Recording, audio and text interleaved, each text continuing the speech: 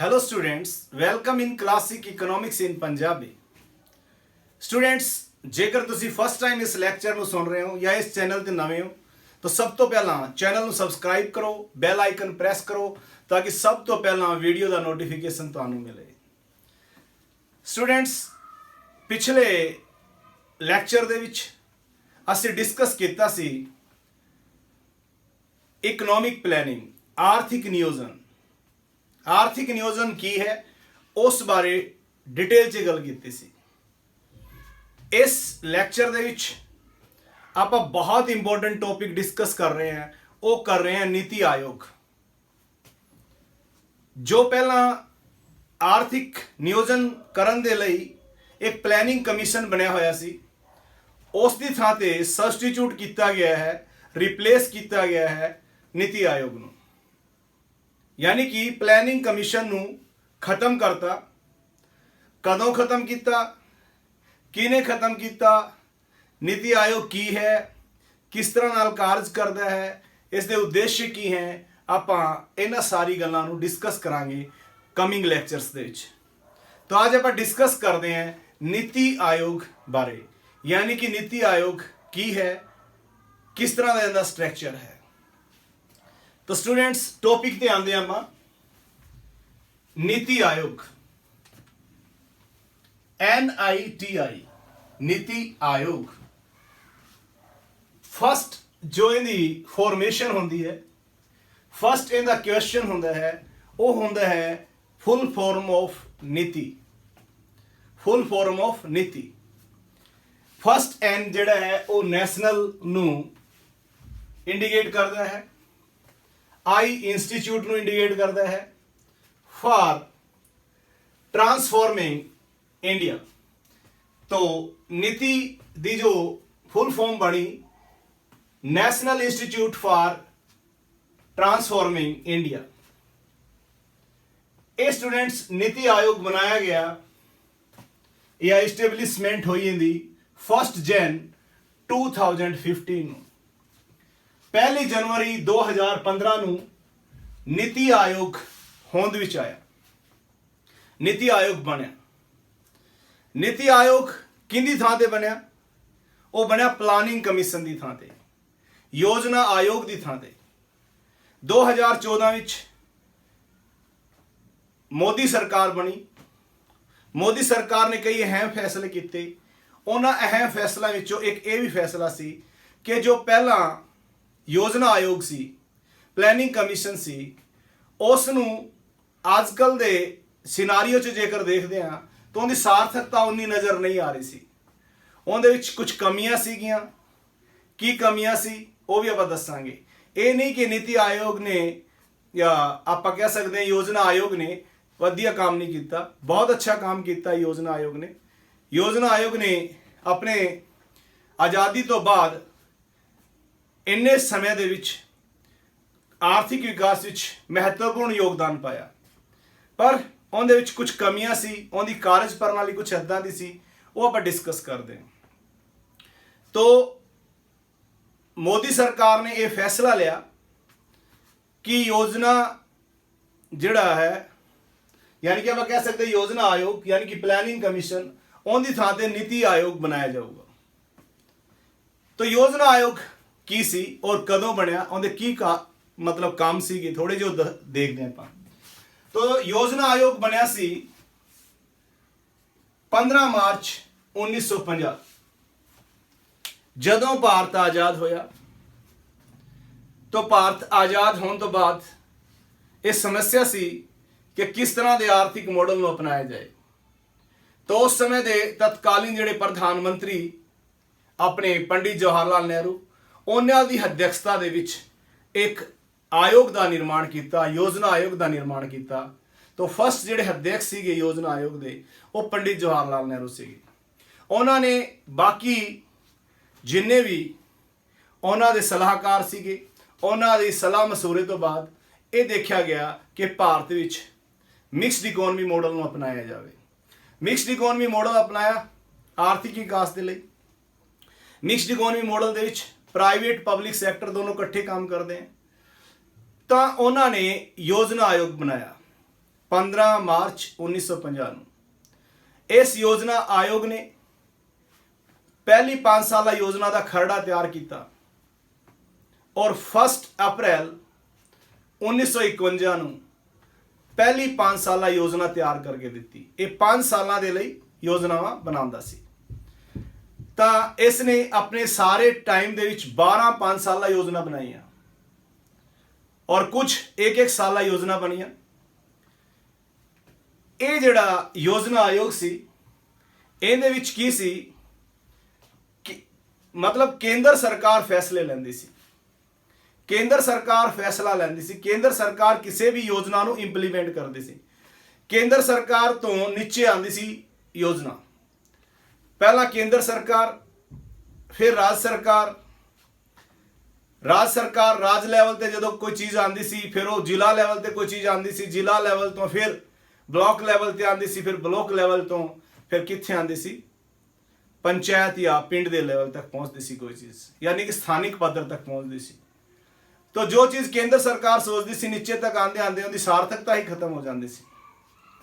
कई बार ऐ भी होंदा सी जिवें मान लो केंद्र ने एक फैसला लिया, केंद्र ने एक फैसला लिया कि एजुकेशन जिहड़ी है यानी कि इलिटरेसी रेट है वो 75% करांगे या 78% करांगे या 80% करांगे, कोई भी टारगेट रख लिया। हुण देखो भारत दे विच जिन्ने भी राज्य हैं, भारत विच 28 राज्य अजकल, पहला 29 सी, हुण 28 है। केंद्र शासित प्रदेश है, तो केंद्र शासित प्रदेश है राज्य। हुण हर एक राज्य की अपनी अपनी जियोग्राफिकल सिचुएशन, अपनी अपनी पॉलिटिकल, अपनी इकोनॉमिक सिचुएशन वक्री वक्री है, सारे राज्य इक्को वर्गे नहीं है।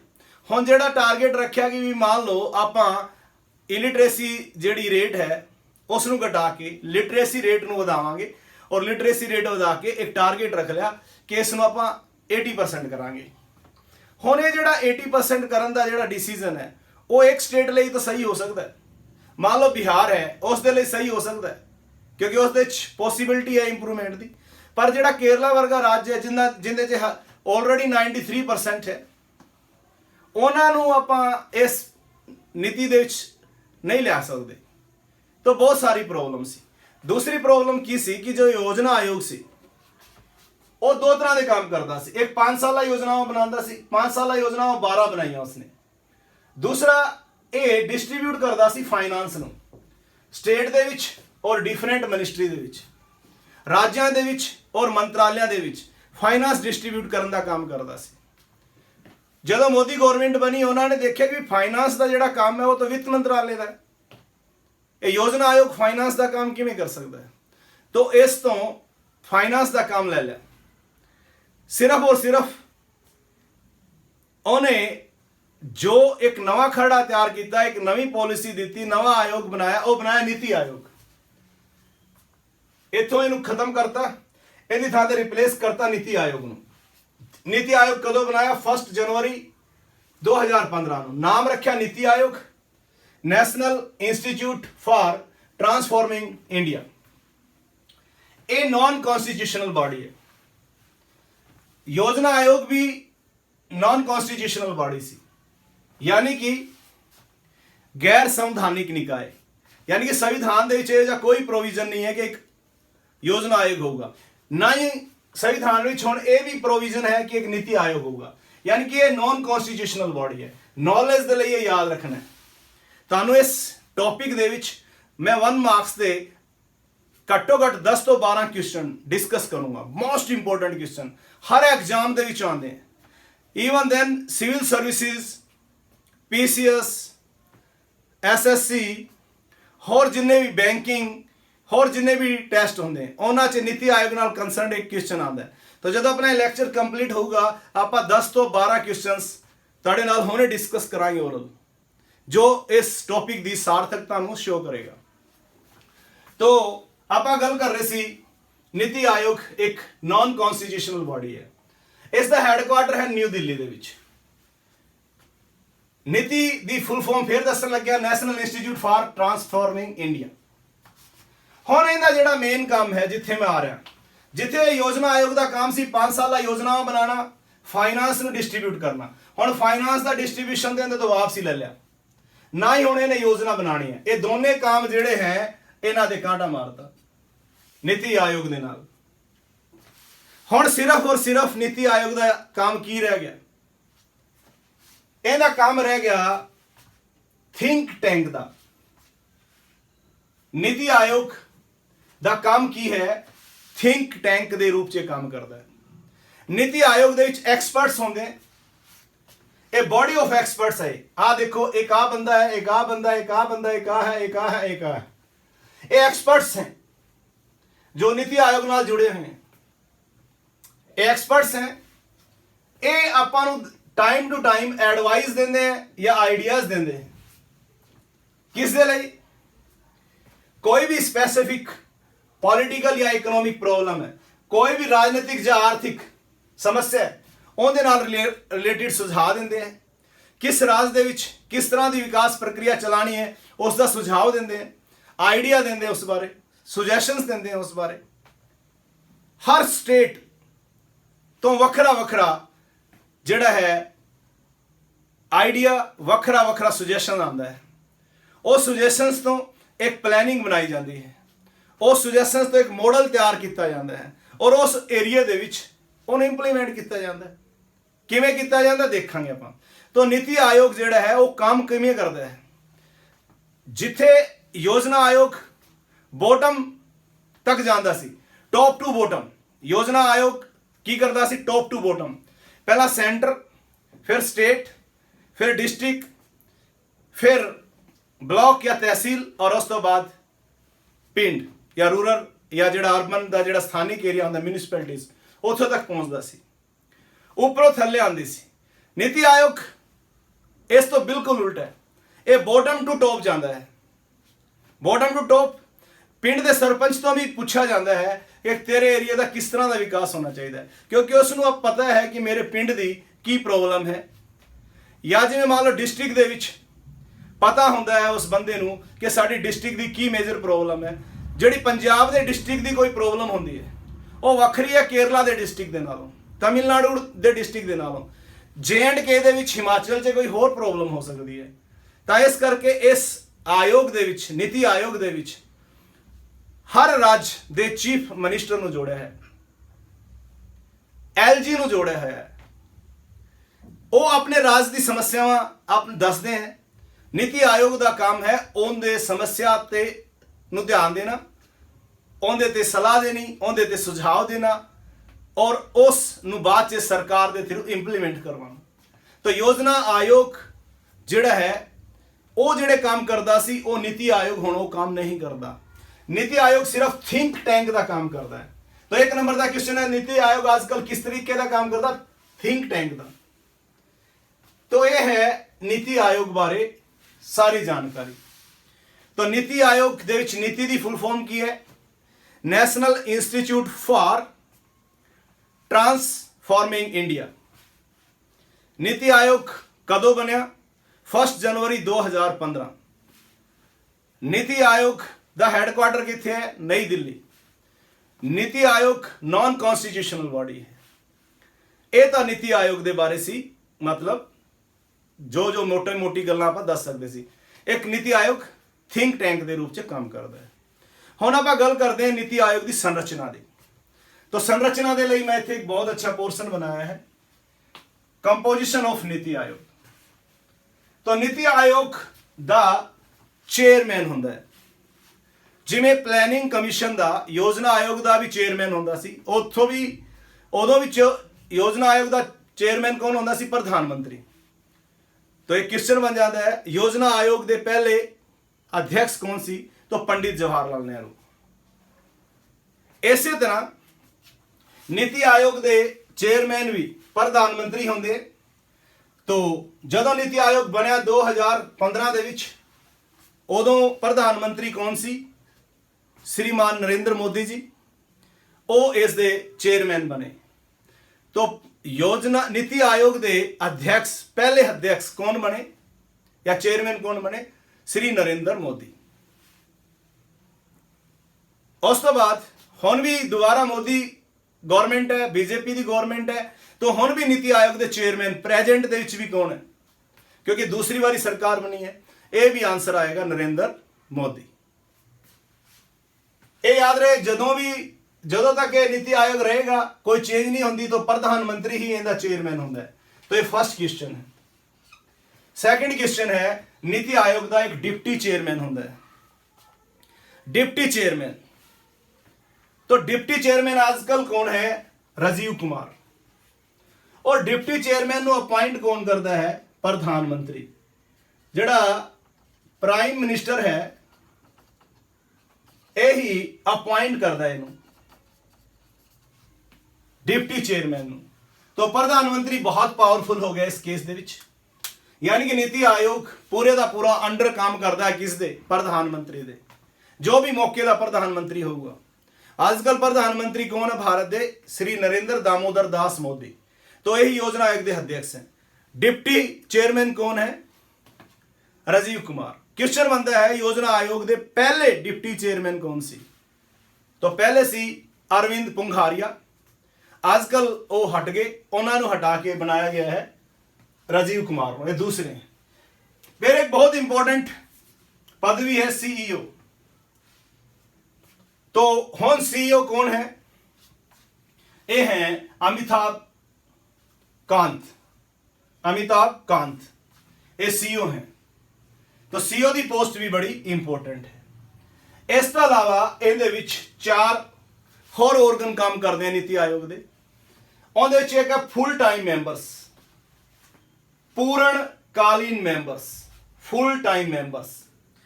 तो फुल टाइम मैंबरस हैं जिहड़े हैं वो इहदे नीति आयोग के आजकल कौन है? मैं थोड़ा इत्थे लिखे हैं ताकि नॉलेज तुहाडी वध जाए। VK Saraswat, VK Saraswat ex DRDO chief हैं। एक्स DRDO चीफ, ये देखो एक्सपर्ट है अपने फील्ड के। DRDO बारे आप फिर तुहानू दसांगे कदे। उस तो बाद रमेश चंद हैं, ये एग्रीकल्चर एक्सपर्ट है। डॉक्टर विनोद पॉल हैं, ये पब्लिक हेल्थ एक्सपर्ट्स हैं। आ जिहड़े थिंक टैंक दे जा बिठाए हैं ये सारे इन्हां विचों एक्सपर्ट्स बिठाए हैं। ये एडवाइस देणगे, आइडियाज देणगे, एक मॉडल तैयार करनगे, उन्होंने उस जिले दे विच, उस जगह दे विच, देश दे विच इंप्लीमेंट करनगे। इन्ना याद रखना। तो एक होंदा फुल टाइम मैंबरस। तो फुल टाइम मैंबरस भी मैं लिखते, ये पूर्णकालीन मैंबर है। एक है ex officio members. Ex officio members ये अपनी जड़ी मिनिस्ट्री होंदी है, जड़ी मेन मिनिस्ट्री होंदी है, मंत्रिमंडल, उहदे मंत्री होंदे हैं। तो श्री अमित शाह जी ये होम मिनिस्टर है, ये एक्स ऑफिशियो मैंबर है नीति आयोग के। राजनाथ सिंह जी डिफेंस मिनिस्टर है, ये जिहड़े हैं इस नीति आयोग के एक्स ऑफिशियो मैंबर है। निर्मला सीतारमण जी फाइनेंस मिनिस्टर है, ये भी इन्हां दे एक्स ऑफिशियो मैंबर हैं। जिहड़ी निर्मला सीतारमण जी हैं ये आजकल फाइनेंस मिनिस्टर है, तो ये इधर आ गया अपने आप। नहीं तो इस तो पहला अरुण जेटली जी, लेट अरुण जेटली जी जो उदों फाइनेंस मिनिस्टर सी जदों ये बनया सी, तो उन्हां दा नाम सी इत्थे। और नरेंद्र सिंह तोमर ये रूरल डिवेलपमेंट और एग्रीकल्चर के डिपार्टमेंट्स को देखते हैं, तो ये उन्होंने बारे जानकारी हासिल करते हैं। देखो ये अपने आप से एक्सपर्ट हो गए, ये अपने आप से एक्सपर्ट हो गए। तो body of experts providing advice and ideas on specific political and economic problem. तो आप कह सकते हैं कि नीति आयोग एक वो बॉडी है जिसमें एक्सपर्ट्स होते हैं, वो एडवाइस और आइडियाज देते हैं किसी भी सामाजिक और आर्थिक समस्या के नाल रिलेटेड। इसका मीनिंग की तरह बन जाता है। इस नीति आयोग की जो सब तो मेन जिहड़ी विशेषता जिहड़ी इहदी की है, जो चेंज इन्हें डिफरेंट करती है योजना आयोग तो, वो चीज़ है आ वाली, ये मोस्ट इंपोर्टेंट चेंज है। गवर्निंग काउंसिल है नीति आयोग की। एक गवर्निंग काउंसिल दे विच सारे राज्यों के सीएम यानी कि चीफ मिनिस्टर्स, दिल्ली और पांडुचेरी के सीएम, दिल्ली और पांडुचेरी पूर्ण राज्य नहीं है, दिल्ली NCR है। अरविंद केजरीवाल जी आजकल उत्थों के सीएम है। तो सारे राज्यों के सीएम हो गए, दिल्ली और पांडुचेरी के भी सीएम हो गए, और अंडेमान निकोबार वर्गे जिहड़े अपने कोल यूटीज हैं उन्होंने LG हो गए, लेफ्टिनेंट गवर्नर। ये इहदी गवर्निंग काउंसिल का हिस्सा है। जदों ये थिंक टैंक दे रूप च काम करते हैं, जदों गवर्निंग काउंसिल बैठती है कोई भी डिसीजन लेंदी है तो ये अपने राज्य के बारे पूरा जानकारी रखते हैं। एक राज्य का सीएम अपने राज्य के हर जिले बारे, उस जिले की किन्नी की कंडीशन है उस बारे जानकारी रखता है। अगर बाई चांस नहीं भी रखता तो जेडे जिला के अधिकारी हैं उन्होंने तो इन्फॉर्मेशन मंगा के उस बाद मीट करके मीटिंग करके ते अपनी उसकी समस्या को हल करा सकते हैं। तो यह नीति आयोग जिहड़ा है वो इस तरह नाल काम करता है। ये करता बॉटम टू टॉप। देखो इथों राज्य दे जिले दे गांव उथों इन्फॉर्मेशन लैके ये भेजता है स्टेट को, स्टेट तो भेजता है सेंटर को, फिर नीति बनती है। ये बॉटम टू टॉप जाता है। योजना आयोग टॉप टू बॉटम आंदा सी।